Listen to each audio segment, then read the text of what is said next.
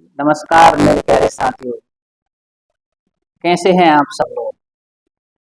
आशा है कि आप सब लोग ठीक होंगे और आपकी पढ़ाई भी सब ठीक ठाक से चल रही होगी। चलिए देखिए, हम इतिहास के इस सेशन को आगे बढ़ाते हैं। अभी तक हमने इतिहास की 5 क्लासें कंप्लीट कर ली हैं और आज हम इसकी 6वीं क्लास पढ़ने वाले हैं। तो लास्ट क्लास में हमने बहुत से सिंधु घाटी सभ्यता के महानगरों की चर्चा की थी। अब उसी सेशन को आज हम आगे बढ़ाते हैं और आज जो हमारा एक विशेष नगर है जिसका नाम है धौलावीरा। किसकी चर्चा करने वाले हैं हम? धौलावीरा की चर्चा करने वाले हैं। अब धौलावीरा क्या है तो आपको पता है, अभी हमने शुरुआत में पढ़ रहे थे हम कि आया था कि सिंधु घाटी सभ्यता की पहली राजधानी कौन सी थी। क्या क्वेश्चन था आपका कि सिंधु घाटी सभ्यता की पहली राजधानी कौन सी थी, तो वो आपको आंसर बताया गया था धौलावीरा ही। अब आपके मन में विचार आ रहा होगा कि सर ये धौलावीरा पड़ता कहाँ है। धौलावीरा पड़ता कहाँ है? तो मेरे प्यारे साथियों, आपको याद रखना है कि जो धौलावीरा है वो कहाँ पर पड़ता है आपका? गुजरात में पड़ता है। और अगर गुजरात आप कहोगे गुजरात तो बहुत बड़ा है, तो गुजरात में भी हम बात करें तो एक भंजाऊ तहसील है। कौन सी आपकी? भंजाऊ तहसील में पड़ता है। तो याद रखना आपको, अगर पूछा जाए धौलावीरा, धौलावीरा कहाँ पड़ता है आपका? गुजरात। गुजरात में भी कहाँ पर?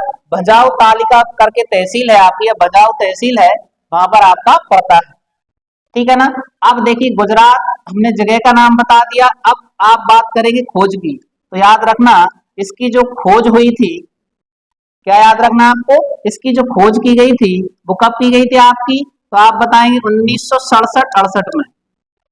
कब खोज की गई थी इसकी? 1967-68 में इसकी खोज की गई। और याद रखना इसके जो खोज करता है मेरे प्यारे साथियों, आपको याद रखना है कि धौलावीरा के जो खोज करता है उनका नाम है खोजकर्ता जो है उनका नाम था आपका जगपति जोशी। क्या नाम है उनका? जगपति जोशी जो है आपके, वो किसके खोजकर्ता हैं आपके? धौलावीरा के खोजकर्ता थे। अब आपके मन में विचार आ रहा होगा कि खोज हो गई है, कोई ना कोई तो ऐसा व्यक्ति होगा जो इसका उत्खनन करने गया होगा।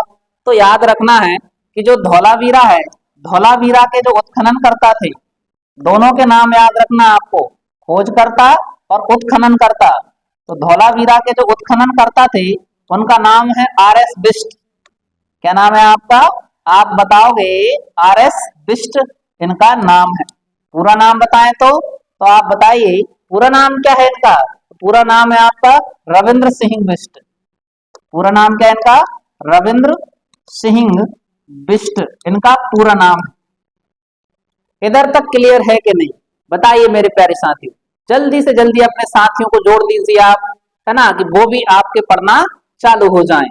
यहां तक हमने चर्चा की है कि धौलावीरा एक नगर है जो गुजरात के भंजाऊ तहसील में पड़ता है और जिसकी खोज हुई थी 1967-68 में। खोज करता थे जगपति जोशी और उत्खनन करता है आर एस बिष्ट हैं। अब देखिए, जो उस समय जो आपका धौलावीरा था वो सबसे सुंदर नगर हुआ करता था। अगर आपसे क्वेश्चन आ जाए कि पूछा जाए कि बताइए सिंधु घाटी सभ्यता, क्या क्वेश्चन आएगा आपका कि सिंधु घाटी सभ्यता का सबसे सुंदर नगर कौन सा था? सबसे सुंदर नगर, तो सिंधु घाटी सभ्यता का सबसे सुंदर नगर था, उसका नाम क्या था मेरे प्यारे साथियों? तो आप बताओगे उसका जो नाम था धौलावीरा था। क्या नाम था आपका? सबसे सुंदर नगर कौन सा था? धौलावीरा। धौलावीरा सबसे सुंदर नगर था और यही सिंधु घाटी सभ्यता की पहली राजधानी भी थी। यही क्या था आपका? तो यार वेरी इंपोर्टेंट करके याद रखना, यही पहली राजधानी थी। सिंधु घाटी सभ्यता या सिंधु घाटी सभ्यता की पहली राजधानी किसे कहा जाता है? तो आप बताएंगे धौलावीरा को कहा जाता है। अब यहीं तक काम खत्म नहीं होता है। अब आपने धौलावीरा के बारे में चर्चा कर ली है, तो धौलावीरा पहली राजधानी है, सुंदर है। सुंदर होने के साथ साथ आपको पता खूबसूरती कब बढ़ती है? खूबसूरती नगर की जब भी बढ़ती है जब उसके पास नदियां हो। क्या हो? नदियां हो। तो आपको याद रखना कि जो धौलावीरा है मेरे प्यारे साथियों, याद रखना आपको जो धौलावीरा है मानसर कौन सा आपका? तो नाम, नदियों के नाम याद रखना आपको। मानहर और मानसर नदियों के किनारे स्थित है। कौन कौन सी नदियां आपकी? मानहर और मानसर, दोनों नदियां इंपोर्टेंट नदियां हैं, दोनों के नाम याद रखना है। मानसर और मानहर नदियों के किनारे स्थित है, नदियों के किनारे स्थित है। तो अगर क्वेश्चन आ जाए कि बताइए मानहर और मानसर नदियों के किनारे सिंधु घाटी सभ्यता का कौन सा नगर स्थित था, तो आपको आंसर लगाना है क्या? धौलावीरा। ठीक है ना। अब आपको पता है नदी में आप नहाकर आएंगे, क्या करके आएंगे आप? नदी में बढ़िया नहा लिया आपने। जब नदी में नहा लिया है तो फिर कपड़े पहनकर खेल खेलने जाओगे आप। तो खेल खेलने जाओगे तो याद रखना विश्व के प्रथम स्टेडियम के साक्ष्य, किसके साक्ष्य? तो आपसे क्वेश्चन आएगा कि विश्व के प्रथम स्टेडियम, स्टेडियम के साक्ष्य। तो विश्व के प्रथम स्टेडियम के साक्ष्य हमें कहां से प्राप्त होते हैं? तो आपका जो आंसर होगा सर हमें धौलावीरा से प्राप्त होते हैं, है ना। विश्व के प्रथम स्टेडियम कहाँ मिला आपको? धौलावीरा, क्योंकि आपको तो राजधानी है तो इंटरनेशनल गेम भी वहीं पर होंगे आपके। जब गेम होंगे तो यही नहीं, आपको याद भी रखना है, जब आपको पता है नदियां हैं, नदियों में पानी आएगा, यहीं से हमें नहर और बांध के साक्ष्य प्राप्त हुए हैं। यहीं से हमें क्या हुआ है आपका? तो आप बताएंगे नहर या बांध के साक्ष्य। किसके साक्ष्य मिले हमें? नहर या बांध के साक्ष्य मिले हैं। कहां से मिले हैं नहर और बांध के साक्ष्य? तो ये हमें मिले हैं धौलावीरा से। अब अगर ये ऑप्शन में ना मिले नहर या बांध के साक्ष्य, तो आपको नाम मिलेगा ऑप्शन में क्या? जल संग्रहण के साक्ष्य कहां से मिले हैं? क्या पूछा जाएगा आपसे? बताइए हड़प्पा सभ्यता में वह कौन सा नगर था जहां से हमें जल संग्रहण के साक्ष्य प्राप्त होते हैं? तो जल संग्रहण के साक्ष्य कहां से प्राप्त होते हैं मेरे प्यारे साथियों? तो आप बता देना धौलावीरा। क्योंकि धुल गए ना, धुले कहाँ जाके हो? नदी में नहाया, है ना, जहीं आपने डैम में नहा लिया, फिर आप खेल खेलने चले गए। आप क्या करने चले गए हो? खेल खेलने चले गए और अपने नाम का बोर्ड लगाया। अपने नाम का क्या लगा दिया आपने?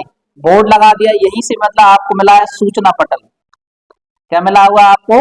सूचना पटल के साक्ष्य भी यहीं से मिले हैं। क्या मिले हमें?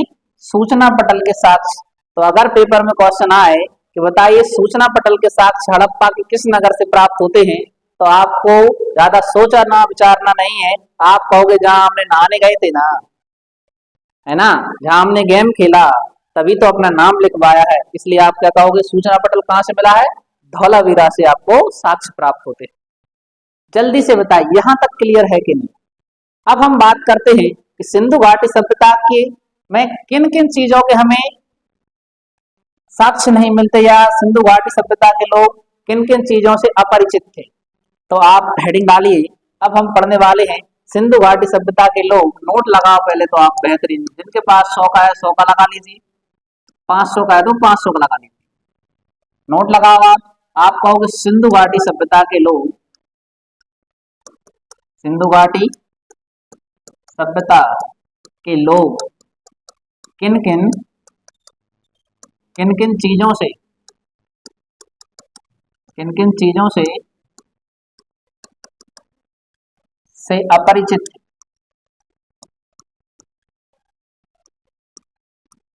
किन किन चीजों से अपरिचित थे। तो आपको याद रखना है, देखो अपरिचित मतलब जिसको आपको एविडेंस नहीं मिले, मतलब जिसके आपको साक्ष्य नहीं मिले हैं। तो मेरे प्यारे साथियों, प्यारे भाइयों बहनों, आपको बताओ कहीं हमने तलवार की बात की क्या?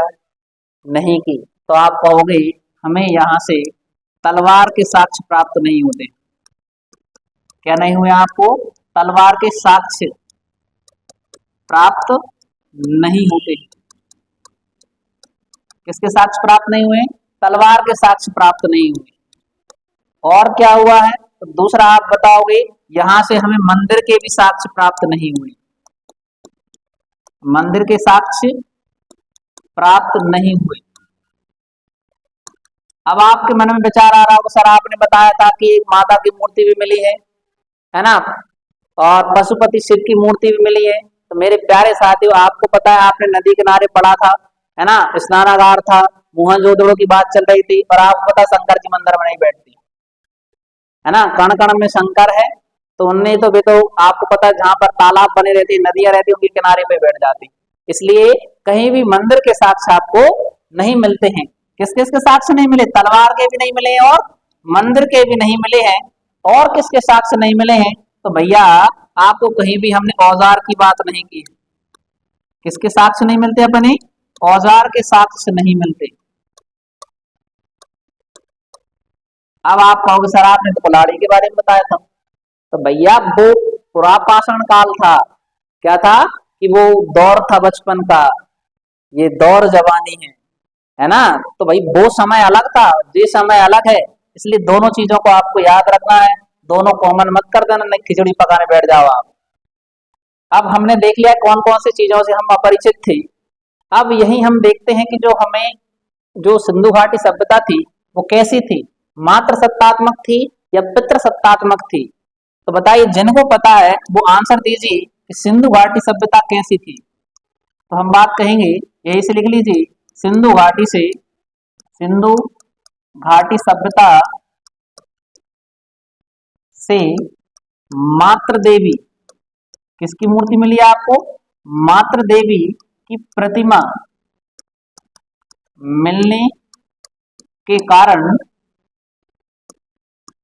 कारण समाज को मात्र सत्तात्मक कहा गया है। कैसा कहा गया भैया? मात्र।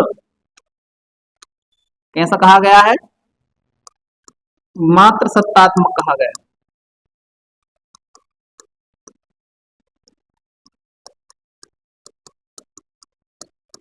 तो आपसे अगर पूछा जाए कि बताइए सिंधु घाटी सभ्यता कैसी थी, मात्र सत्तात्मक या पितृ सत्तात्मक, तो आपको आंसर लगाना है मात्र सत्तात्मक। जबकि आगे चल के हम पढ़ने वाले हैं वैदिक सभ्यता को, तो वहां पर समाज बदल जाएगा, पिताजी की चलेगी, यानी वो पितृ सत्तात्मक होगा। यहाँ कौन चल रहा है आपका? मात्र सत्तात्मक है। अब यही से आपका क्वेश्चन आता है कि बताओ जब मात्र सत्तात्मक है, क्या यहाँ पर पर्दा प्रथा प्रचलित थी या नहीं? जल्दी से बताइए, अरे बोलिए यस या नो। क्या यहाँ पर पर्दा प्रथा प्रचलित थी या नहीं थी? तो आप बताएंगे सर मात्र सत्तात्मक है तो क्या हुआ, पर्दा तो होगा, पर्दा नसी पर्दा हटा, है ना। तो आप लिख लीजिए सिंधु घाटी सभ्यता में, कहां पर? सिंधु घाटी सभ्यता में पर्दा प्रथा, कौन सी है आपकी? पर्दा प्रथा प्रचलित थी। पर्दा प्रथा कैसी थी आपकी? प्रचलित थी। दूसरा, दूसरा मेरे लाडलो याद रखो आप, पर्दा प्रथा प्रचलित थी, साथ में ही वैश्यावृत्ति भी प्रचलित थी। वैश्यावृत्ति भी प्रचलित थी। ये आपको याद रखना है। क्या क्या था आपका? पर्दा प्रथा भी प्रचलित थी, वैश्यवृत्ति भी प्रचलित थी। तो आपके मन में एक और विचार आ रहा होगा, ये चीजें तो ठीक है सर, बताओ शादी के टाइम पे मिठाई में क्या खिलाया जाता था? यानी मिठाई आजकल आपको पता है ना, शादी का दौर चल रहा है, सब लोग रसमलाई खाने जा रहे हैं, तो उस समय मिठाई के लिए किसका उपयोग करते थे? तो याद रखना आप, सिंधु घाटी सभ्यता के जो लोग थे, लिखना आप, इस सभ्यता के लोग यानी यहाँ के लोग मिठास के लिए, किसके लिए? मिठास के लिए शहद का उपयोग करते थे। किसका उपयोग करते थे? शहद का उपयोग करते थे। बताओ किसका उपयोग करते थे मिठास के लिए? शहद का उपयोग करते थे। अब बहुत इंपोर्टेंट क्वेश्चन यहीं से बनता है कि बताइए जो सिंधु घाटी सभ्यता के लोग थे, उन्होंने अपने घरों का जो विन्यास है वो किस आधार पर निर्धारित किया था, किस पद्धति के आधार पर निर्धारित किया था? यानी इधर के लोगों ने, लिखना यहाँ के लोगों ने घरों के विन्यास के लिए, घरों के विन्यास के लिए ग्रिड पद्धति को अपनाया। कौन सी पद्धति है आपकी? ग्रिड पद्धति को अपनाया। किसको अपनाया था उन्होंने? बताइए जल्दी से, किसको अपनाया उन्होंने? ग्रिड पद्धति को अपनाया घरों के विन्यास के लिए। और क्वेश्चन क्या बनेगा? तो अगर क्वेश्चन पूछा जाए कि बताइए सिंधु घाटी सभ्यता के समय आग में पकी हुई ईंट को किस नाम से जाना जाता था? तो आपको याद रखना है प्यारे लाडलो, सिंधु घाटी सभ्यता में जो पकी हुई ईंट थी, क्या हुई थी आपकी? पकी हुई ईंट को टेराकोटा कहते थे। क्या कहा जाता था आपका? टेराकोटा के नाम से जानते हैं। किस नाम से जानते थे? तो आपको नाम याद रखना, टेराकोटा। और घरों के विन्यास के लिए किस पद्धति को अपनाया गया था? ग्रिड पद्धति को अपनाया गया था।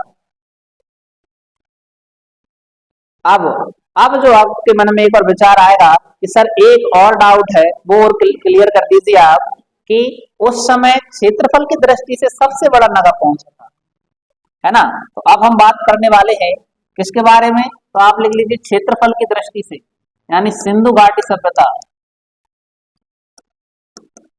सिंधु घाटी सभ्यता में क्षेत्रफल की दृष्टि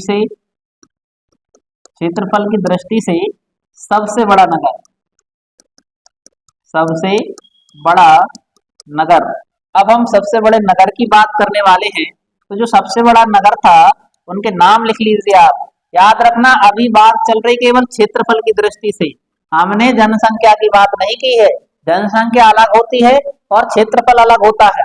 तो सबसे पहले हम जो बात कर रहे हैं, जो सबसे बड़ा नगर है, सबसे बड़ा जो नगर था उसका नाम लिखिए आप। क्रम से लिखना, नंबर फर्स्ट पे आता था जिसका नाम था गनेड़ीवाल। कौन सा था आपका? बोलो मेरे साथ में, कौन सा था? तो सबसे बड़ा था आपका कौन सा? गनेड़ीवाल। दूसरे नंबर पर जो आता था उसका नाम था हड़प्पा। दूसरे नंबर पर कौन था? अप्पा। अप्पा बोले तो हड़प्पा। तीसरा कौन सा है? मोहनजोदड़ो। कौन सा था आपका? तीसरा है मोहनजोदड़ो। तो मेरे प्यारे साथियों, ये तीन नाम तो आपने याद रख लिए। अगर कोई आपसे पूछ ले कि बताओ ये तीनों क्षेत्र कहाँ पर पड़ते हैं, तो आप बताएंगे सर ये तीनों के तीनों क्षेत्र कहाँ पर स्थित हैं आपके? पाकिस्तान में। कहाँ पर स्थित हैं आपके? पाकिस्तान में स्थित है। फिर चौथे नंबर पर जो आता है, चौथे नंबर पर हम जिसकी बात करते हैं वो है आपका धौलावीरा। कौन सा आपका? चौथे नंबर पर कौन सा आता है आपका? धौलावीरा आता है। पांचवें पर लिख लीजिए आप राखीगढ़ी। कौन सा था आपका? राखीगढ़ी था। और छठवें नंबर पर कालीबंगा। छठवें नंबर पर कौन सा था? तो आप बात करेंगे कालीबंगा की। और मेरे प्यारे साथियों, है ना, आपको इन तीनों के बारे में याद रखना। ये कहाँ पर स्थित थे? तो ये जो स्थित थे या हैं वो कहाँ पर आते हैं आपके? भारत में आते हैं। किसके आधार पर विभाजन किया हमने? तो हमने क्षेत्रफल के आधार पर किया। सबसे बड़ा गनेड़ीवाल, हड़प्पा, मोहनजोदड़ो, धौलावीरा, राखीगढ़ी, कालीबंगा। ये किसके आधार पर थे आपके? तो ये जो आधारित थे आपके क्षेत्रफल के आधार पर थे। अब हम बात करने वाले जनघनत्व के आधार पर। किसके आधार पर बात करने वाले हैं? तो आप लिख लीजिए जनघनत्व के आधार पर।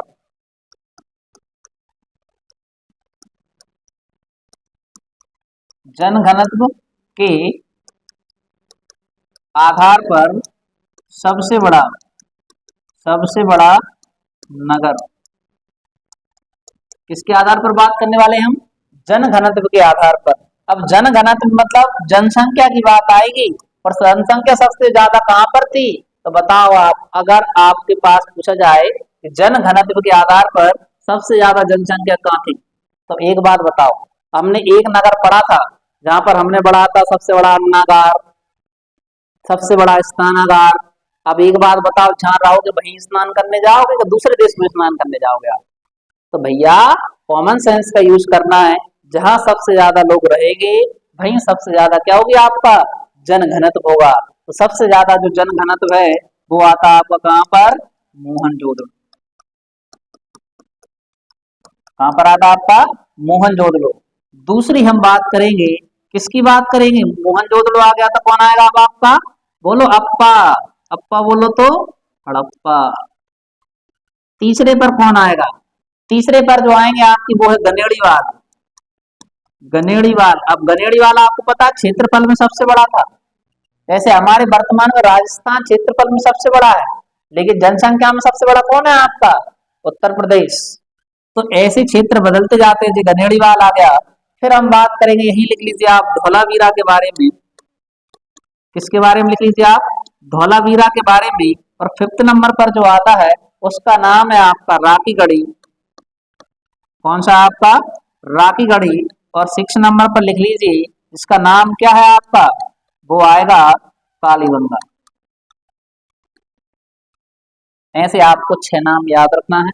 जगह का नाम तो आपको पहले ही बता दिया गया था, तो इन सबको आपको क्या कर लेना है, याद करना है भैया। क्या करना है आपको, याद करना है। और आप साथ साथ में अगर याद करते चलेंगे तो आपके ग्रंथ तैयार नहीं होंगे। और अगर आपने एक दिन छोड़ा तो ये मान लीजिए आपको रामायण तैयार, और आप ग्रंथ ही पढ़ते रहना, ठीक है ना। अब इधर तक तो चीजें क्लियर होती हैं। अब हम बात करने वाले इनसे और क्वेश्चन कौन से बनते हैं आपके लिए, है ना। तो अब क्वेश्चन की बात आती है कि अगर पूछा जाए कि लिख लीजिए राख का टीला, क्या है आपका, राख का टीला निम्नलिखित में से किस नवपाषाण कालीन स्थल से संबंधित है, तो लिख लीजिए इधर। अब हम बात करने वाले क्वेश्चन की, किसकी बात करने वाले हम, क्वेश्चन की। तो अगर पूछा जाए कि राख का टीला, राख का टीला किस नवपाषाण कालीन स्थल से संबंधित है, किस नव पाषाण कालीन स्थल से संबंधित है, कालीन स्थल से संबंधित है। तो आप बताएंगे जो राख का टीला है किस नवपाषाण कालीन स्थल से संबंधित है, तो आप आंसर लिख लेना। आंसर जो आएगा आपका वो होगा संगल कल्लू। क्या होगा आपका, संगल कल्लू नामक स्थान से संबंधित है, ठीक है ना। यही एक नाम पूछा जाएगा आपसे, नवदा टोली। कौन सा है आपका, बताओ कौन सा नाम है, आप बताएंगे नवदा टोली। नवदा टोली जो है वर्तमान में किस राज्य में स्थित है, नवदा टोली किस राज्य में स्थित है, तो आप बताएंगे जो नवदा टोली स्थित है वो है आपका मध्य प्रदेश में। कहां पर है मेरे प्यारे साथियों, आप बताएंगे नवदा टोली कहां पर स्थित है आपका, मध्य प्रदेश में स्थित है। अब यहीं पर एक और क्वेश्चन आता है आपसे, पूछा जाएगा, है ना, कि पुरातात्विक स्थल, पुरातात्विक स्थल जिसका नाम है इनाम गांव। क्या नाम है आपका, इनाम गांव। जगह का नाम क्या आपका, इनाम गांव। कहाँ स्थित है, इनाम गांव कहाँ स्थित है। तो इनाम गांव की आप बात करेंगे तो मेरे प्यारे साथियों जल्दी से आप आंसर लिख लीजिए। जो इनाम गांव है वो स्थित है आपका कहाँ पर, तो आप बताएंगे महाराष्ट्र। इनाम गांव कहाँ पर स्थित है आपका, तो आप आंसर बताएंगे महाराष्ट्र में स्थित है, ठीक है ना। और अब हम बात करते हैं, आपसे पूछा जाएगा कि हड़प्पा किस युग की सभ्यता है, यानी हड़प्पा सभ्यता लिख लीजिए आप। हड़प्पा सभ्यता किस युग की सभ्यता है, हड़प्पा सभ्यता किस युग की सभ्यता है, तो आप आंसर बताएंगे, आप बताएंगे कांस्य युगीन सभ्यता है। कैसी है आपकी, कांस्य युगीन सभ्यता है। क्या बताएंगे आप, कांस्य युगीन सभ्यता बताएंगे। हड़प्पा सभ्यता कांस्य युगीन सभ्यता है। अब अगर क्वेश्चन आएगा आपसे, कोई पूछे कि बताइए आगे आपसे पूछा जाए कि बताओ कि सिंधु घाटी सभ्यता के लोगों का मुख्य व्यवसाय क्या था। सिंधु घाटी सभ्यता के लोगों का मुख्य व्यवसाय कौन सा था। तो मुख्य व्यवसाय की आप बात करेंगे तो मुख्य व्यवसाय मेरे प्यारे साथियों आपको बताना है वो क्या करेंगे आपका, भैया वो कृषि पर आधारित थे। किस पर आधारित थे, कृषि, ना कि शिकार। गलत लगाते हैं बच्चे बहुत सारे क्योंकि वो पुरा पाषाण काल को जोड़ देते हैं। वो शिकार पर आधारित थे क्योंकि वो आदि मानव थे, जो इंसान थे इसलिए कृषि पर आधारित थे, है ना। अब जब इंसान थे कृषि पर आधारित थे और क्या हुआ था, तो अगर क्वेश्चन आए कि बताओ हड़प्पा वासी किस वस्तु के उत्पादन में प्रथम थे, जल्दी से कमेंट करके आंसर दीजिए। हड़प्पा वासी किस वस्तु के उत्पादन में प्रथम थे। किसकी बात आ रही है आपकी, कि हड़प्पा वासी किस वस्तु के उत्पादन में प्रथम थे। हड़प्पावासी किस वस्तु के उत्पादन में प्रथम थे, तो आप आंसर बताएंगे तो भैया आंसर बताना है कपास के उत्पादन में प्रथम थे। यानी कपास की खेती किसकी देन है, तो सिंधु घाटी सभ्यता की देन है। कपास किसकी देन है, सिंधु घाटी सभ्यता की देन है। और अगर क्वेश्चन आ जाए कि बताओ अभी तक सिंधु घाटी सभ्यता से कौन सी धातु नहीं खोजी गई है, यानी हमें आप लिख लेना कि किस धातु के साक्ष्य अभी तक प्राप्त नहीं हुए। हड़प्पा से किस धातु के साक्ष्य प्राप्त नहीं हुए। तो मेरे प्यारे भाइयों आपको याद रखना है हड़प्पा से जो हमें साक्ष्य नहीं प्राप्त हुए हैं वो लोहे के साक्ष्य प्राप्त नहीं हुए। किसके नहीं हुए, आपके लोहे। यानी पूरी सिंधु घाटी सभ्यता से मैं कहीं से कहीं तक लोहे की चर्चा नहीं की गई। तांबे की चर्चा हो गई है आपकी, है ना, कि तांबे की मूर्ति मिली है आपको और आपने कांसे की बात की है, ना कि कहीं भी आपके लोहे की बात की गई है। और जो क्वेश्चन मिलेगा आपको तो बताओ सिंधु घाटी सभ्यता से जो है कि वहां की मोहरों पर किस किस का चित्रण आपको देखने को नहीं मिलता है। तो लिखिए आप क्वेश्चन, पहले तो ये क्वेश्चन दूसरा लिख लीजिए आप। अगर आपसे पूछा जाए कि बताइए कि सिंधु घाटी सभ्यता का आकार कैसा था, क्वेश्चन लिख लीजिए आप। सिंधु घाटी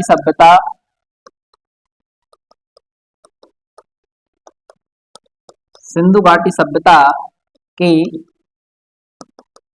विस्तार का आकार कैसा था। बताओ सिंधु घाटी सभ्यता के विस्तार का आकार कैसा था। तो मेरे प्यारे भाइयों आपको याद रखना इसका जो विस्तार हुआ था, है ना, विस्तार का जो आकार था वो कैसा था आपका, तो आप बताओगे कैसा, त्रिभुजाकार। कैसा था आपका, त्रिभुजाकार है सिंधु घाटी सभ्यता का विस्तार। ठीक है ना। अब क्वेश्चन जो आता है त्रिभुजाकार तो है, आपको भी पता है त्रिभुजाकार है, लेकिन यहाँ की सबसे बड़ी विशेषता क्या है। तो सिंधु घाटी सभ्यता की, कहाँ की बात कर रहे हैं हम, सिंधु घाटी सभ्यता की मुख्य विशेषता क्या है। तो आप लिखो मेरे प्यारे साथियों इधर की मुख्य विशेषता क्या है। तो जो विशेषता थी वो थी सबसे पहले, आप लिखो कौन सी विशेषता है। तो सबसे बड़ी विशेषता जो रहती है वो थी आपकी, उसका नाम क्या है, जिनको पता है वो बताइए। पहली विशेषता थी जल निकास प्रणाली, यानी आप कहोगे नगर नियोजन एवं जल निकास प्रणाली। जल निकास प्रणाली, आपको पता है कि वर्तमान आपके जो शहरों में जो आपकी नालियां बनी रहती हैं, बताओ वो क्या खुली हुई रहती है कि बंद रहती है। तो आज वर्तमान की आप सड़कें देखेंगे जो शहरों में बनाई जा रही हैं, गाँव में बनाई जा रही हैं, तो नालियों को बंद रखा जाता है। कहीं कहीं पर जगह जगह पर गेट बना दिए जाते हैं, जबकि उस पूरी नाली को कैसा कर दिया जाता है, पैक कर दिया जाता है। तो भैया जी आज से विकास नहीं है, यह आपकी सिंधु घाटी सभ्यता में विकास था। यानी कि लिख लीजिए, यहाँ की जो नालियां थी वो ढकी हुई होती थी। यानी नालियां कैसी थी, सड़कों के किनारे ढकी हुई होती थी। जो नाली थी, जल निकासी कैसी होती थी आपकी, यानी जो नालियां सड़कों के किनारे, सड़कों के किनारे ढकी हुई होती थी।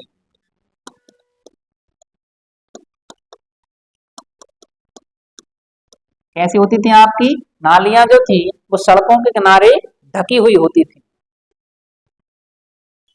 इतना आपको याद रखना।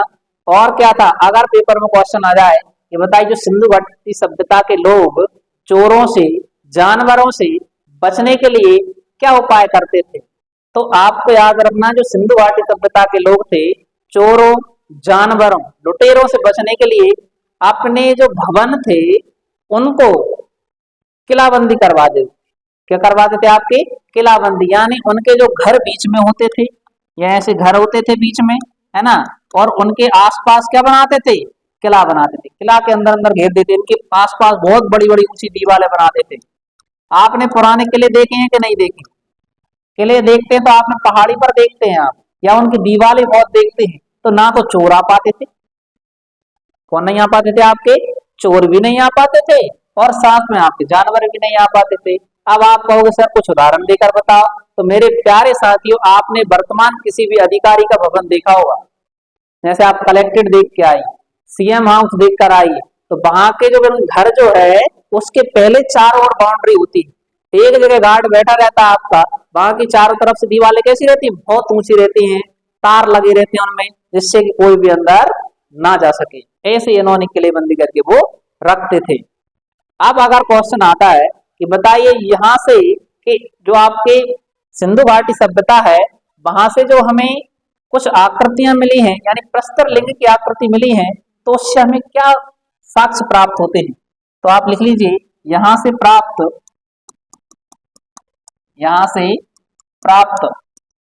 प्रस्तर लिंग की आकृति, प्रस्तर लिंग की आकृति के साक्ष्य मिले। किसके साक्ष्य मिले हैं, तो आप बताएंगे प्रस्तर लिंग। किसके साक्ष्य मिले भैया आपको, प्रस्तर लिंग के साक्ष्य मिले हैं, जिससे हमने अनुमान लगाया कि यहां पर शिव पूजा के प्रमाण मिले हैं। किसका अनुमान लगाया आपका, शिव पूजा के प्रमाण। क्यों, आपको पता है भगवान शिव जैसे आप वर्तमान लिंग के आधार की देखते हैं, आप शिवलिंग बनी रहती है आपकी, है ना, उससे अनुमान लगाया कि उस समय भगवान शिव की पूजा होती है। ऐसा क्या लगाया गया है, अनुमान लगाया गया है। और समाज कैसा था आपका, मात्र सत्तात्मक था। अब और क्वेश्चन क्या आता है, अगर पेपर में क्वेश्चन आ जाए कि बताओ सिंधु घाटी सभ्यता का समाज कितने भागों में बटा हुआ था, पता है, जिनको पता है वो कमेंट करके आंसर दीजिए कि सिंधु घाटी सभ्यता का समाज, क्वेश्चन क्या है अपना, सिंधु घाटी सभ्यता का समाज कितने भागों में बटा था, या कितने वर्गों में बटा हुआ था, कितने वर्गों में बटा हुआ था। तो आपको आंसर देना है कितने वर्गों में बटा हुआ था, बताओ कितने वर्गों में बटा हुआ था, तो आंसर देना है 4 वर्गों में। कितने वर्गों में बटा हुआ था, आप बताएंगे 4 वर्ग। 4 वर्ग कौन कौन से थे, पहले जो वर्ग था वो था विद्वान वर्ग। कौन सा था आपका, विद्वान वर्ग। दूसरा जो वर्ग था उसका नाम है योद्धा वर्ग। कौन सा वर्ग था आपका, योद्धा वर्ग।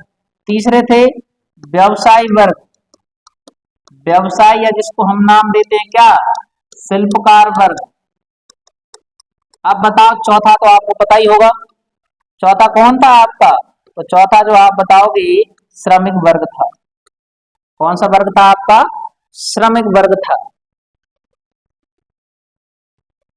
चौथा कौन सा वर्ग आता है आपका? श्रमिक वर्ग था। ठीक है, अब इसके बाद और आपसे क्वेश्चन पूछा जाएगा कि बताओ सिंधु घाटी सभ्यता के जो लोग थे, है ना, बताओ वेजिटेबल थे कि नॉन वेजिटेबल? बताइए, सिंधु घाटी सभ्यता के लोग शाकाहारी थे कि मांसाहारी थे? तो भैया मेरे प्यारे साथियों, आपको याद रखना, सिंधु घाटी सभ्यता के लोग, यहाँ के जो लोग थे वो शाकाहारी थे। कैसे थे आपके? शाकाहारी और मांसाहारी भी थे। और कैसे थे आपके? मांसाहारी भी थे। कैसे थे आपके? शाकाहारी भी थे और कैसे थे आपके? मांसाहारी भी थे। दोनों प्रकार की वैरायटी थी इसमें, शाकाहारी भी थे और कैसे थे आपके? मांसाहारी भी थे। अब अगले हम क्वेश्चन की बात करते हैं कि सिंधु घाटी सभ्यता के लोग मृतक परिजनों को कितने प्रकार से अंतिम संस्कार करते थे? यानी क्वेश्चन क्या है आपका? तो आप बताएंगे शाकाहारी भी थे, मांसाहारी भी थे। यही हमारा जो क्वेश्चन है, यानी जो सिंधु घाटी सभ्यता के लोग थे वो मृतक परिजनों, किसकी बात चल रही है आपकी? यानी मृतक परिजनों का अंतिम संस्कार, अंतिम संस्कार, मृतक परिजनों का जो अंतिम संस्कार है कितने प्रकार से करते थे? कितने प्रकार से करते थे? तो बताइए, जिनको पता है वो कमेंट करके आंसर दीजिए कि सिंधु घाटी सभ्यता के जो लोग थे अपने परिजनों का अंतिम संस्कार कितने प्रकार से करते थे? तो आप बताएंगे, अभी हमने बीच में पढ़ा भी था, तो आप बताएंगे 3 प्रकार से करते थे। कितने प्रकार से करते थे? 3 प्रकार से। तो पहला जो प्रकार था वो था पूर्ण समाधान। कैसा था आपका? पूर्ण समाधान। यानी इसमें क्या करते थे, उन्होंने जो परिजन थे जो मृत्यु जिनकी हो जाती थी उनको उठा के गड्ढे में रख देते। अभी भी ऐसा ही होता है। संस्कार मतलब क्या करना? समाधान। उनको दफना देना। क्या कर देना था? दफना देते थे, यानी कब्र में दफनाना। याद रखें, इसका मतलब क्या था आपका? कब्र में दफनाना या दफना देना। दूसरा बनने सोचा, यानी आंशिक समाधान। कौन सा था? आंशिक समाधान। देखो उस समय के लोग भी कुछ कहते ना, कुछ अच्छे लोग होते हैं तो कुछ आलसी लोग भी होते हैं। मैंने इधर देखा कि गड्ढा बहुत खोदना पड़ेगा। क्या करना पड़ेगा? गड्ढा पूरा खोदो, फिर बाहर बंद करो, है कि नहीं? तो मम्मी बन जाए। नहीं अब यार भी क्या बन जाए? मम्मी। आपने फिल्म नहीं देखी वो आपकी मम्मी आती? मैंने कहा रुको, इसका एक और उपाय कि जो परिजन खत्म हो गए, मर गए हैं जो लोग, उनको पहले खुले में डाल दो। तो कुछ लोगों, कुछ समय तक कई जानवरों को तो भोजन मिलेगा। किसको मिलेगा? जानवरों को। तो जानवर उनको लौंच खींच खाकर छोड़ देते थे। जैसे आपने गायों को नहीं देखा है, गाय मर जाती हैं तो आपके कुत्ते वगैरह लौंच खा लेते हैं उनको। फिर उसके बाद बचा कंकाल। क्या बचता था? कंकाल। कंकाल को दफना देते थे। इतना बड़ा शरीर है नहीं, अब उसके कंकाल कितने से आएंगे? इतने से बचेंगे, उठा कर दफना देंगे। ये कहलाता था आपको कौन सा समाधान? आंशिक समाधान। यानी इसमें क्या होता था? तो आंशिक समाधान में मृत के शरीर को जंगल में अकेला छोड़ देते थे, है ना, और बची हुई हड्डियों को दफना देते थे। क्या कर देते थे? तो आप लिख लीजिए, इसमें क्या होता था? मृत शरीर को, मृत शरीर को जंगल में, जंगल में अकेला छोड़कर, अकेला छोड़ देते थे, है ना। बाद में, बाद में हड्डियों को दफनाते थे। अब एक बात बताओ, बिन्ने का पता होगा कि बिन की हड्डियां, हड्डियों को दफना देते थे। तो ये याद रखना आपको थोड़ा सा। फिर इसमें क्या होता था? इधर दफनाना था, इधर आधा दफनाना था, इधर वो आग में झोंक देते थे। बिन्ने का कौन उठाधरी करे ज्यादा देर तक। इधर क्या करते थे? यानी दाह संस्कार होता है। क्या होता है आपका? दाह संस्कार, जो वर्तमान में भी आपको देखने को मिलता है। दाह संस्कार मतलब मृतक को अग्नि के हवाले कर देना। इधर लिख लीजिए, इधर क्या होता है आपका? जो मृतक होता है, मृतक को क्या करते हैं, अग्नि के हवाले, अग्नि के हवाले कर देते हैं। ऐसी प्रक्रिया जो अभी भी चलती है, आपने देखा हो जिनके परिजन शांत हो जाते हैं, है ना, उनको क्या करते हैं, दाह संस्कार किया जाता है। तो ऐसे आपको याद रखना है। इधर तक क्लियर है या नहीं, जल्दी से बताइए, फिर हम आगे बढ़ते हैं।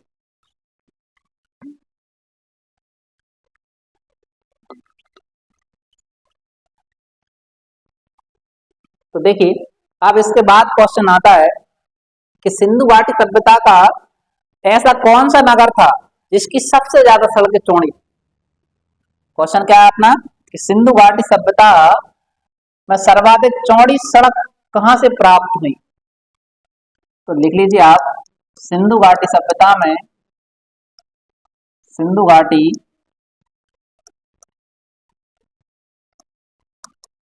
सिंधु घाटी सभ्यता में सर्वाधिक चौड़ी सड़कें कहां से प्राप्त हुई, कहां से प्राप्त हुई। तो बताओ कहां से प्राप्त हुई है, तो आप बताएंगे, बताओ कहां से प्राप्त हुई होंगी, तो थोड़ा सा लॉजिक लगाइए। आपने कहा था जनसंख्या कहां थी सबसे ज्यादा, मोहनजोदड़ो। आपको पता है जहाँ जनसंख्या होगी तो सड़कें सादी होंगी या चौड़ी होंगी। तो चौड़ी के आपको पता है जहाँ मेले का आयोजन होता है वो सड़कें कैसी बनाई जाती हैं, चौड़ी बनाई जाती है। तो आपको पता है जहाँ सार्वजनिक स्थल ज्यादा होते हैं वो सड़कें भी कैसी होती हैं, आपकी चौड़ी होती है। तो आप जगह का नाम बताएंगे क्या, मोहनजोदड़ो। मोहनजोदड़ो की सड़कें जो कैसी थी, सर्वाधिक चौड़ी थी, जिनकी चौड़ाई भी याद रखना आपको, यानी सड़क की चौड़ाई, सड़क की चौड़ाई कितनी थी, 10 मीटर। कितनी थी आपकी, 10 मीटर चौड़ी थी। अब 10 मीटर बोले तो अगर आप देखें 1 मीटर 3 फीट का होता है, तो आप कहेंगे 10 ये कितना, 30 फीट चौड़ी सड़क। वर्तमान आप कॉलोनी देख कर आइए, वर्तमान कॉलोनी भी तो आपकी 30 फीट चौड़ी सड़क होती है कि नहीं होती है। तो भैया ये पढ़ के आ रहे हैं हड़प्पा सभ्यता, मैंने पता है कैसे नगर नियोजन करना, क्योंकि आपको पता है दुनिया की सबसे बड़ी कैसी थी आपकी, सबसे बड़ी नगरीय सभ्यता है, कैसी थी आपकी, दुनिया की सबसे बड़ी नगरीय सभ्यता। यही तो इतिहास बताता है, सीख कर आओ पहले आप। फिर अब हम बात करते हैं, ये सुनियोजित नगर हुआ करते थे, सड़कें जो थी आपकी वो कहाँ की ओर खुलती थी, गलियों में खुलती थी, ना कि मुख्य सड़क की ओर खुलती थी। ऐसे हमें इनके बारे में याद रखना है, ठीक है ना। अब जो अगला क्वेश्चन आपसे पूछा जाएगा कि हल से जोते हुए खेत के प्रमाण कहां से प्राप्त होते। क्वेश्चन क्या आएगा आपका, हल से जोते हुए खेत के साक्ष्य, हल से जोते हुए खेत के साक्ष्य कहां से प्राप्त होते। जल्दी से कमेंट करके आंसर बताइए, हल से जोते हुए खेत के साक्ष्य हमें कहां से प्राप्त होते। तो आप बताएंगे जो हल से जोते हुए खेत के जो साक्ष्य हैं भैया, वो हमें प्राप्त हुए कहां से। तो आप बताएंगे ये जो साक्ष्य मिले हमें कहां से, कालीबंगा से। कहां से प्राप्त हुए हैं, आप बताएंगे कालीबंगा से। कहां से प्राप्त होते हैं आपके, कालीबंगा। जोते हुए खेत के साक्ष्य मिले हैं आपको, है ना। हमने पढ़ा था कालीबंगा की जो खोज की थी अमलानंद घोष ने की थी, होश में आ गए थे। कालीबंगा का अर्थ ही बताया था, काले रंग की चूड़ियां होती हैं, ठीक है ना। और आपको बता यहाँ के जो लोग थे थोड़े गरीब थे, है ना, हमने गरीबों की नगरी भी जिसको कहा है। अब इसके बाद जो अगला क्वेश्चन आता है कि हड़प्पा कालीन स्थल कोट दीजी किसके समीप स्थित है। क्वेश्चन है आपका हड़प्पा कालीन, क्वेश्चन लिख लीजिए आप, हड़प्पा कालीन स्थल कौन सा है आपका, कोट दीजी। कौन सा है स्थल आपका, कोट दीजी। किसके किसके समीप स्थित है, किसके समीप स्थित है। तो आपका जो आंसर होगा वो आंसर आएगा आपका कोट दीजी जो है मोहनजोदड़ो के समीप स्थित है। किसके समीप स्थित है आपका? तो आप आंसर बताएंगे मोहनजोदड़ो के समीप स्थित है। ठीक है ना। और हमने पढ़ लिया था इससे हमें कौन कौन सी चीजें प्राप्त हुई हैं। स्नानागार भी मिला हुआ है आपको, है ना।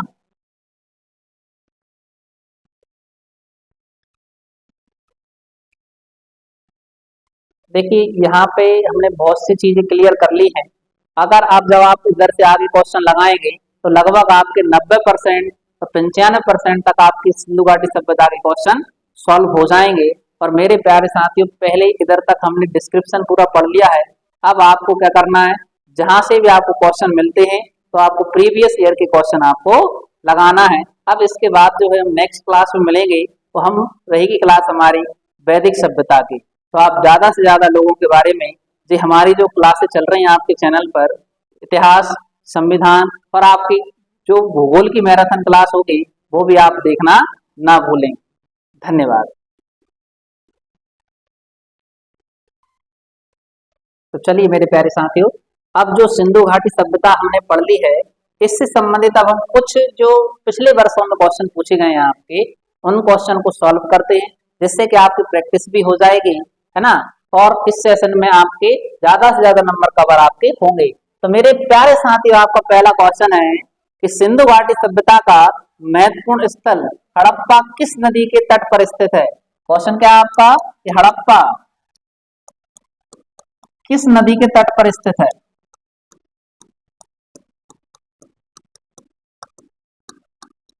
बताइए हड़प्पा जो है किस नदी के तट पर स्थित है? आपका ऑप्शन है रावी, सतलज, ब्यास, सरस्वती। जल्दी से बताइए। तो जो आप बताएंगे हड़प्पा, हड़प्पा आपने को जब पढ़ाया गया था तो बताया था वहां पर दो व्यक्ति थे जो बर्टन बंधु थे, वो हड़प्पा के टीले की खोज करने गए थे, है ना। पानी उन्होंने किस नदी में पिया था? रावी नदी। कौन सी नदी में पिया था उन्होंने? रावी। तो आप कहोगे सर रावी तो ऑप्शन में है ऑप्शन में। रावी का ही ऋग्वेद में क्या नाम मिलता है आपको? तो आप बताओगे पयोष्णी नाम मिलता है। इतना क्लियर है या नहीं? चलिए, और हड़प्पा कहाँ पर है? वर्तमान पाकिस्तान में स्थित है। हड़प्पा कहाँ पर स्थित है आपका? वर्तमान पाकिस्तान में स्थित है। ये क्वेश्चन आपका होता है। दूसरा जो क्वेश्चन आता है आपका कि किस हड़प्पा कालीन स्थल में विशाल स्नानागार यानी ग्रेट बाथ प्राप्त हुआ है? यानी विशाल स्नानागार कहां से प्राप्त हुआ है आपको? बताइए जल्दी से। सबको पता होगा विशाल स्नानागार, है ना। आप लोग स्नान करने कहाँ गए थे? विशाल स्नानागार कहाँ है? तो आप बताओगे सर। तो विशाल स्नानागार कहाँ है आपका? ऑप्शन है आपके मोहनजोदड़ो, कालीबंगा, आलमगीरपुर या राखीगढ़ी। तो आप बताएंगे विशाल स्नानागार वही है जहां पर सार्वजनिक स्थल है, यानी आप बताओगे क्या होगा आपका आंसर? मोहनजोदड़ो। क्या हो जाएगा आपका आंसर? मोहनजोदड़ो होगा। अब क्वेश्चन जो आता है अगला आपका कि बताओ नृत्य करती हुई बालिका की मूर्ति कहां से प्राप्त हुई है और किस धातु की बनी हुई है? क्वेश्चन क्या है आपका? क्वेश्चन है आपका कि नृत्य करती हुई बालिका की मूर्ति, बालिका की मूर्ति कहां से प्राप्त हुई है? कहां से प्राप्त हुई है तथा वह किस धातु की बनी हुई है? की बनी हुई है तथा वह किस धातु की बनी हुई है? तो आपका आंसर होगा, बताइए जिनको पता है वो आंसर दीजिए। तो जो आपकी नृत्य करती हुई मूर्ति मैंने आपको बताया था जहाँ स्नानागार है, जहाँ भगवान है, वहीं नृत्य किया जाएगा। नृत्य करती हुई बालिका की जो मूर्ति है वो कहाँ से प्राप्त हुई है आपको? तो आंसर होगा आपका कौन सा? मोहनजोदड़ो, है ना। मोहनजोदड़ो से प्राप्त हुई है। लेकिन जो वो मूर्ति है क्या है आपकी? जो वो मूर्ति है वो काय की बनी हुई है? तो आप बताएंगे वो कांसे की मूर्ति है। काय की मूर्ति आपकी कांसे की मूर्ति है। ये आपको याद रखना है। अब नॉर्मल क्वेश्चन एक और पूछा जाएगा आपसे कि विश्व की सबसे पहली शहरी सभ्यता कौन सी है। विश्व की पहली शहरी सभ्यता, क्वेश्चन क्या है आपका, विश्व की पहली शहरी सभ्यता कौन सी है, बताओ। विश्व की पहली शहरी सभ्यता या नगरीय सभ्यता कौन सी है, तो आपका ऑप्शन है मिस्र की सभ्यता, है ना, चीन की सभ्यता, मेसोपोटामिया की सभ्यता या सिंधु घाटी सभ्यता। तो आंसर क्या लगाएंगे आप, तो आंसर आप बताएं कौन सा है आपका, सिंधु घाटी सभ्यता। तो क्या होगा आंसर आपका, सिंधु घाटी सभ्यता आपका आंसर सही हो जाएगा। अब अगला जो क्वेश्चन है, हड़प्पा स्थल यानी रोपड़ कौन सी जगह है आपका, रोपड़ किस नदी के किनारे स्थित है, बताओ। रोपड़ किस नदी के किनारे स्थित है,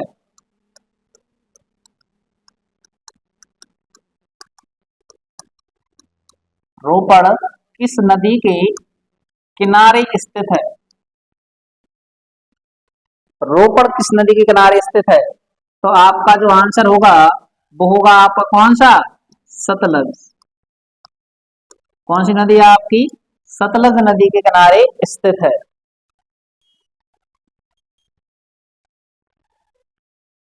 ठीक है ना। अगर क्वेश्चन आ जाए कि बताओ हड़प्पा निम्नलिखित में से या इनमें से चार ऑप्शन मिलेंगे, कौन सी चीज आपको कालीबंगा से प्राप्त नहीं हुई, कहां से, कालीबंगा, कालीबंगा से कौन सी वस्तु प्राप्त नहीं हुई, कौन सी वस्तु कालीबंगा से प्राप्त नहीं हुई।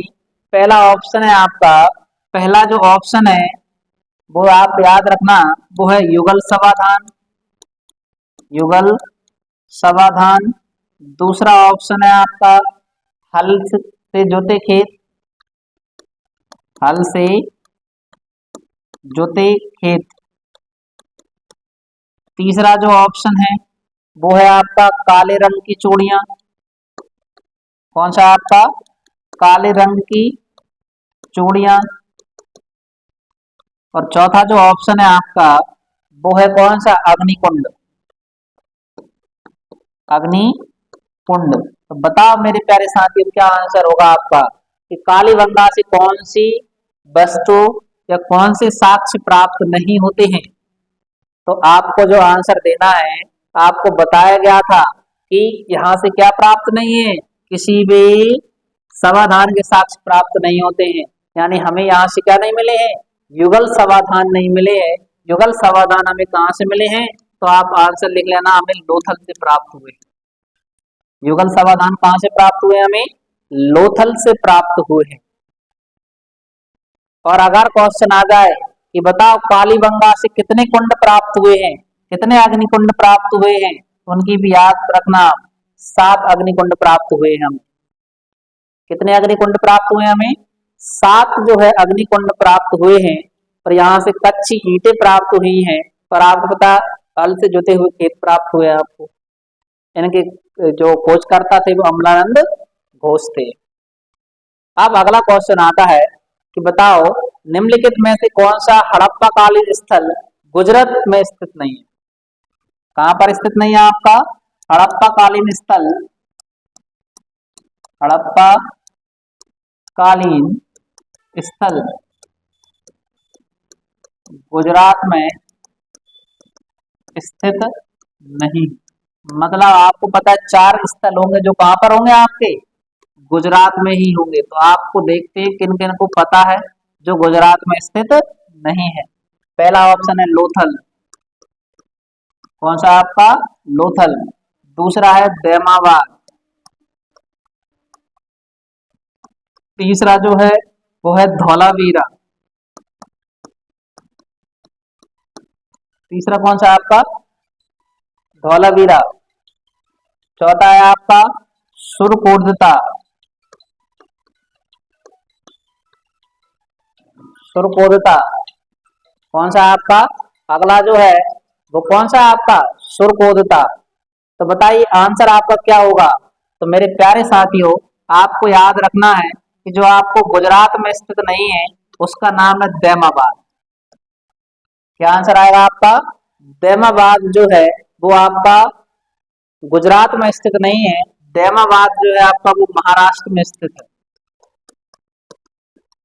दैमाबाद कहाँ पर स्थित है आपका? तो दैमाबाद महाराष्ट्र में स्थित है ना। और अगर गुजरात की बात करें तो लोथल भी कहाँ पर पड़ता है? गुजरात में। धौलावीरा भी कहाँ पर है आपका? गुजरात में ही है। और सुरकोटता भी कहाँ पर है? गुजरात में ही है।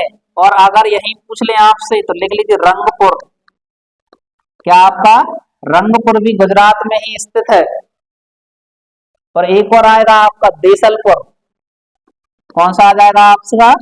देसलपुर। तो अगर देसलपुर भी पूछ ले तो वो भी कहाँ पर है आपका? गुजरात में ही स्थित है।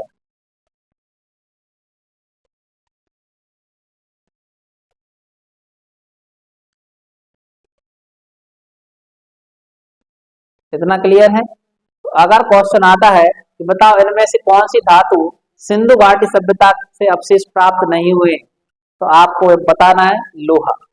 क्या नहीं मिला है? लोहा। तो सिंधु घाटी सभ्यता से प्राप्त अवशेष यानी धातु के प्राप्त अवशेष। तो ये लिख लेते हैं हम कौन कौन से अवशेष? धातु के प्राप्त अवशेष कहां से?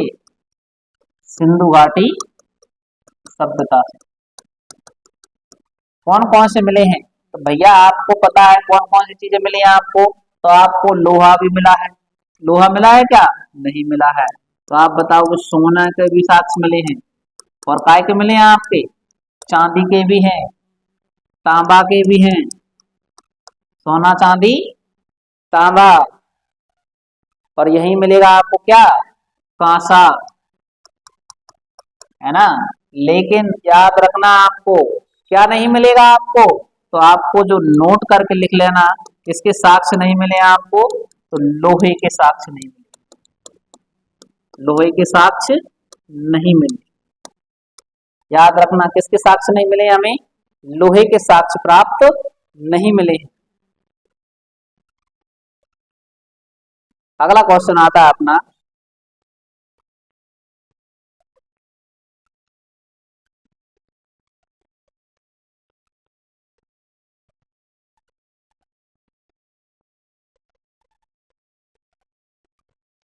कि वस्त्रों के लिए कपास की खेती की शुरुआत सबसे पहले कहां से हुई? किसकी बात आती है आपकी? वस्त्रों के लिए, वस्त्रों के लिए सबसे पहले कपास की खेती, कपास की खेती की शुरुआत कहां से हुई? सबसे पहले कपास की खेती की शुरुआत कहां से हुई? ऑप्शन है आपका मेसोपोटामिया, दूसरा है भारत, तीसरा है चीन, चौथा है अमेरिका। तो आप जो आंसर बताएंगे वो क्या आंसर बताएंगे आप? तो आंसर होगा आपका क्या? भारत। आंसर क्या होगा आपका? भारत। भारत में जो है सिंधु घाटी सभ्यता ही किसकी देन है आपकी? आपको कपास की देन मानी जाती है। ठीक है ना। यहाँ के लोग तो जो ग्रीक तथा यूनान के लोग कपास को सिंडन के नाम से पुकारते थे। तो आप लिख लीजिए कहाँ के लोगों की बात चल रही है आपकी? कपास को यूनान यूनान तथा ग्रीक के लोग, तथा कहाँ के लोग आपके? ग्रीक के लोग इसे क्या कहते थे? तो वो कहते थे सिंडन। क्या कहा जाता था आपका? सिंडन कहकर पुकारते थे, कहकर पुकारते थे। तो अगर क्वेश्चन आ जाए कि सिंडन के नाम से किसे जाना जाता है, तो आप बताएंगे कपास को कहा जाता है सिंडन। क्या कहा जाएगा? सिंडन कहा जाता है। अगला क्वेश्चन आता है, हाथी दांत का पैमाना हड़प्पा के किस स्थल से प्राप्त हुआ है? क्वेश्चन क्या आया आपका? हाथी दांत, हाथी दांत का पैमाना कहाँ से प्राप्त हुआ है? कहाँ से प्राप्त हुआ है? तो हाथी दांत का पैमाना कहाँ से प्राप्त हुआ है? तो मेरे प्यारे साथियों, आपको याद रखना है, हाथी दांत का जो पैमाना है वो हमें लोथल से प्राप्त हुआ है। कहाँ से प्राप्त हुआ है? लोथल से प्राप्त हुआ है। अगर क्वेश्चन आता है, एसएससी में पूछा गया था क्वेश्चन कि सिंधु घाटी सभ्यता के घरों की गलियां कैसी थी, है ना?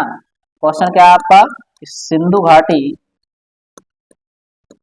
घाटी सभ्यता के घरों की गलियां, किसकी बात चल रही है आपकी? गलियों की बात चल रही है, ये नालियों की बात नहीं चल रही। गलियां कैसी थी? तो आप बताएंगे, तो जो गलियां थी सीधी तथा चौड़ी हुआ करती थी। कैसी थी आपकी? तो वर्तमान नालियां भी कैसी गलियां रहती, सीधी रहती हैं आपकी। तो आप आंसर बताएं, गलियां कैसी थी आपकी? सीधी तथा कैसी हुआ करती थी आपकी? चौड़ी हुआ करती थी।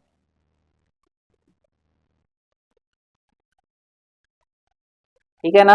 तो यहाँ तक जो है अपने क्वेश्चन पूरे होते हैं। मिलते हैं नेक्स्ट क्लास में वैदिक सभ्यता के साथ। धन्यवाद।